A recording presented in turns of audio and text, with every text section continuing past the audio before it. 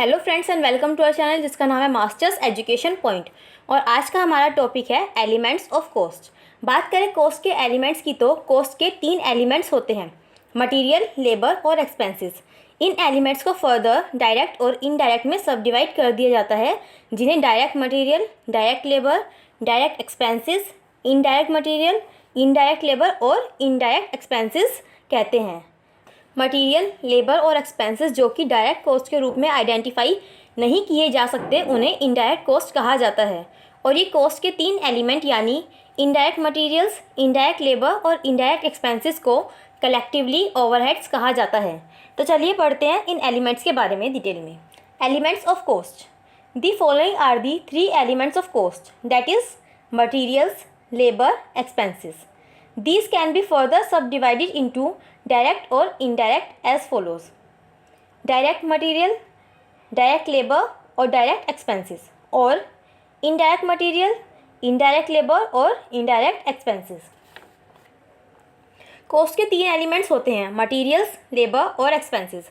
इनको further direct और indirect में डिवाइड कर दिया जाता है, जिन्हें direct material, direct labour, direct expenses, indirect material, indirect labour और इनडायरेक्ट एक्सपेंसेस में सब डिवाइड किया जाता है।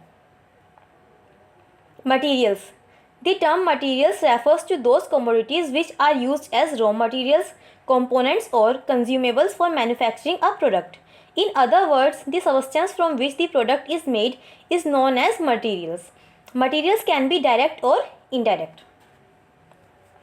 मटीरियल्स वो कमोडिटीज़ होती हैं जो रॉ मटीरियल्स, कंपोनेंट्स और कंज्यूमेबल्स के रूप में यूज़ की जाती है प्रोडक्ट को मैन्युफैक्चर करने के लिए। दूसरे शब्दों में वो सब्सटेंस जिससे प्रोडक्ट बनाया जाता है उन्हें मटीरियल्स कहा जाता है। मटीरियल्स डायरेक्ट और इनडायरेक्ट मटीरियल्स हो सकते हैं। Direct materials: all materials which become an integral part of the finished product and which can be conveniently assign to specific physical units is termed as direct materials. Direct material generally becomes a part of the finished product. वो materials जो कि finish product का integral part होते हैं और जिन्हें specific physical units पर conveniently assign किया जा सकता है, उन्हें डायरेक्ट मटेरियल्स कहा जाता है। जैसे वो मटेरियल्स या कंपोनेंट्स जो स्पेसिफिकली परचेज या प्रोड्यूस किए गए हों, जैसे वुड परचेज की गई हो टेबल्स, चेयर्स या डोर्स बनाने के लिए, शुगर के लिए शुगर केन, रेडीमेड गारमेंट्स के लिए क्लोथ एक्सेट्रा, या प्राइमरी पैकिंग मटेरियल जैसे cardboard, boxes etcetera. Indirect materials: all materials which are used for purposes ancillary to the business and which cannot conveniently be assigned to specific physical units is termed as indirect materials. These materials cannot be conveniently identified with individual cost units. Their cost is insignificant in the finished product. Pins, screws, nuts, bolts, etc. are some examples. There are some other items which do not physically become part of the finished product. Examples are consumable stores, lubricating oil, grease, printing and stationery, etc. वो सारे materials जो कि business में ancillary purpose से use किए जाते हैं और जिन्हें स्पेसिफिक फिजिकल यूनिट्स के रूप में कन्वीनियंटली असाइन नहीं किया जा सकता, उसे इनडायरेक्ट मटेरियल्स कहा जाता है। इन मटेरियल्स को इंडिविजुअल कॉस्ट यूनिट्स के साथ आसानी से आइडेंटिफाई नहीं किया जा सकता। फिनिश प्रोडक्ट्स में इनकी कॉस्ट बहुत इनसिग्निफिकेंट होती है। इनके एग्जांपल्स है pins, screws, nuts, bolts etcetera. और भी कुछ आइटम्स हैं जो कि फिजिकली फिनिश प्रोडक्ट्स का पार्ट नहीं बनती, जैसे consumable stores, lubricating oil, grease, printing and stationery, etc. Labor: the workers employed for converting material into finished product or doing various odd jobs in the business are known as labor. Labor can be direct as well as indirect. वो workers जो कि materials को finish product में convert करने के लिए और कई तरह की और जॉब्स करने के लिए रखे जाते हैं बिजनेस में, उन्हें लेबर कहा जाता है। लेबर भी डायरेक्ट और इनडायरेक्ट दोनों होती हैं। Direct labour: the workers who directly involve in the production of goods are known as direct labour. They may be labourers producing manually और workers operating machinery. Direct labor cost can be conveniently identified with a particular product, job or process. For example, the wages paid to a machine operator engaged in the manufacture of goods. The wages paid to such workers are known as manufacturing wages. वो workers जो goods के production में directly involve होते हैं उन्हें direct labour कहा जाता है। ये वो लेबर्स हो सकते हैं जो मैन्युअली प्रोड्यूस कर रहे हैं या मशीन ऑपरेट कर रहे हैं। एक पर्टिकुलर प्रोडक्ट, जॉब और प्रोसेस के साथ डायरेक्ट लेबर कॉस्ट को कन्वीनियंटली आइडेंटिफाई किया जा सकता है। एग्जाम्पल के लिए मशीन ऑपरेटर को पे की गई वेजेस जो कि गुड्स की मैन्युफैक्चरिंग में एंगेज हैं। इन वर्कर्स को दिए गए वेजेस को मैन्युफैक्चरिंग वेजेस कहा जाता है। Indirect labor, the workers employed for carrying out tasks incidental to production of goods or those engaged for office work and selling and distribution activities are known as indirect labor. The wages paid to such workers are known as indirect wages. Indirect labor is of general character in nature and cannot be conveniently identified with a particular unit of output. The examples of indirect labor costs are wages of storekeepers, foremen, directors' fees, salaries of salesman etcetera. Goods के production या office work और selling and distribution activities के लिए employed workers को indirect labour कहा जाता है। In workers को दी गई वेजेस को इनडायरेक्ट वेजेस कहा जाता है। इनडायरेक्ट लेबर का जनरल कैरेक्टर होता है, इसलिए इन्हें आउटपुट की एक पर्टिकुलर यूनिट के साथ कन्वीनियंटली आइडेंटिफाई नहीं किया जा सकता। इनडायरेक्ट लेबर कॉस्ट के एग्जाम्पल्स हैं स्टोर कीपर के वेजेस, फोरमैन के वेजेस, डायरेक्टर की फीस, सेल्समैन की salary etcetera. Expenses.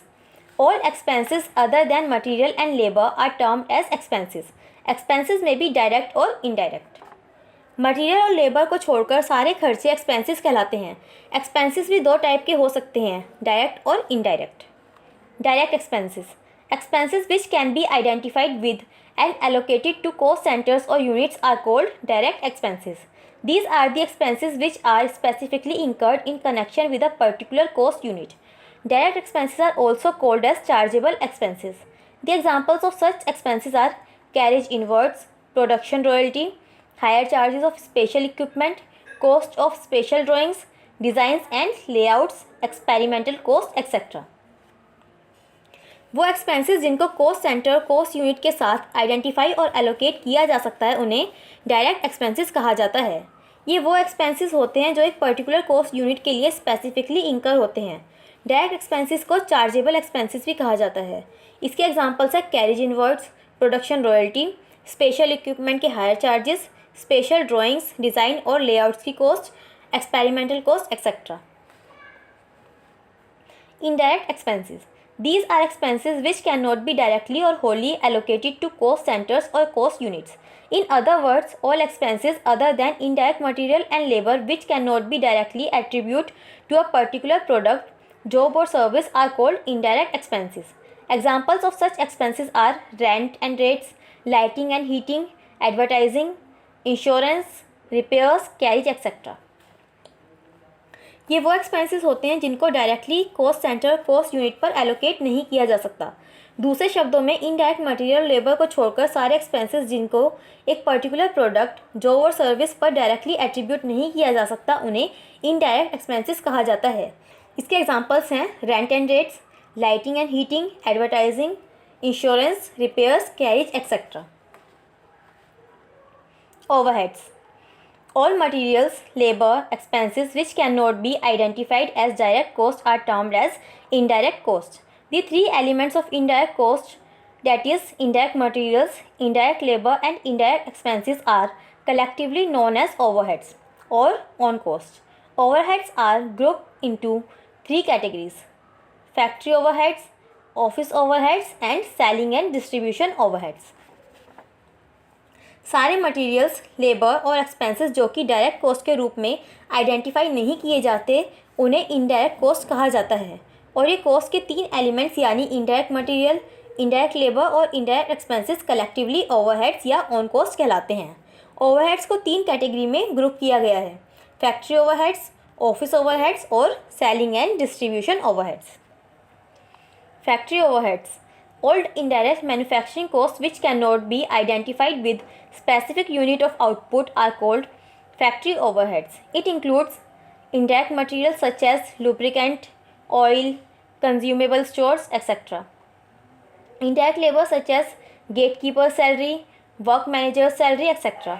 And indirect expenses such as factory rent, depreciation on factory building and equipment, factory insurance, factory lighting, etc. Factory overheads are also known as manufacturing overheads. Indirect production cost, factory on cost, overhead expenses, etc. सारी indirect manufacturing cost जो कि output की specific unit के साथ identify नहीं की जा सकती उन्हें फैक्ट्री ओवरहेड्स कहा जाता है। इसमें इनडायरेक्ट मटेरियल जैसे lubricant oil, consumable store etcetera, indirect labour जैसे गेट कीपर की सैलरी, वर्क मैनेजर की सैलरी एक्सेट्रा, और इनडायरेक्ट एक्सपेंसेस जैसे फैक्ट्री रेंट, फैक्ट्री बिल्डिंग और इक्विपमेंट पर डेप्रिसिएशन, फैक्ट्री की लाइटिंग, फैक्ट्री का इंश्योरेंस, ये सब इंक्लूड होते हैं। इन सबको आउटपुट की यूनिट पर डायरेक्टली एलोकेट नहीं किया जा सकता। फैक्ट्री ओवरहेड्स को manufacturing overheads, indirect production cost, factory on cost और ओवरहेड एक्सपेंसेस के नाम से भी जाना जाता है। Office overheads, indirect expenses incurred in connection with the general administration like formulating policies, planning and controlling of a firm for attainment of its goal are included in these overheads.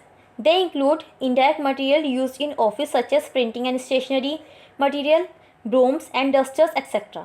Indirect labor such as salaries payable to office managers, clerk, etc. and indirect expenses such as rent, insurance, lighting of the office, etc.